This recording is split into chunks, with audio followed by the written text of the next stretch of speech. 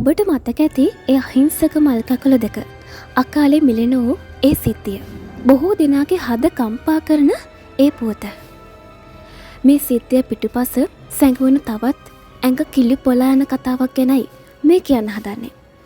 මිතනී ප්‍රදේශයේ පෙබරවාරි 18 වෙනිදා අරුණ විදානගමගේ හෙවත් කච්චා නැමැත්තා සහ ඔහුගෙන් දරු දෙදෙනා ඝාතනය කිරීමේ සිද්ධියේ වෙඩික්කරු සහ ඊට ආධාර අනුබලතුන් අඹුසැමි යුවලක් අත්අඩංගුවට ගැනුණු අතර ඔවුන්ගෙන් පොලිසිය රඳවාගෙන ප්‍රශ්න කිරීම සිදු කරනවා.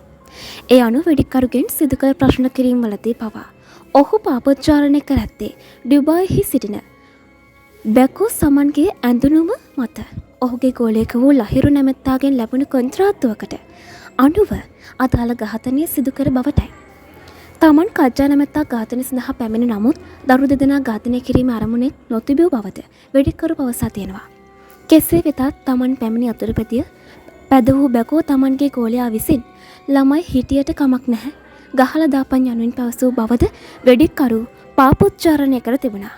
ඒ අනුව තමා අදාළ ඝාතනය සිදු කළ අතර ඒ වෙනුවෙන් බැකෝ සමන් නැමැත්තා රුපියල් ලක්ෂ 5ක මුදලක් ලබා දෙන බවට පොරොන්දු වී රුපියල් ලක්ෂ 2.5ක මුදලක් තම බිරිඳගේ ගිණුමට අතිකරම් ලෙස බැල කර බවද ඔහු පවසා තියෙනවා.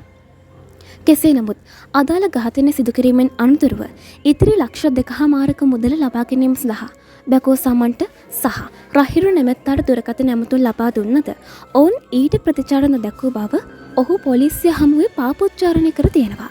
අදාළ ඝාතනය සඳහා පැමිණි යතුරුපැදිය මිතනී ප්‍රදේශයේ ගල් කොරියක් පවත්වාගෙන ගිය ස්ථානයක පිහිටි ගල්වලක ජලය ගෙල්වා තිබියදී ගොඩ ගැනුණු අතර යතුරුපැදිය පැද වූ පුද්ගලයා අත්අඩංගුවට ගැනීමට තවදුරටත් පරීක්ෂණ ක්‍රියාත්මකයි.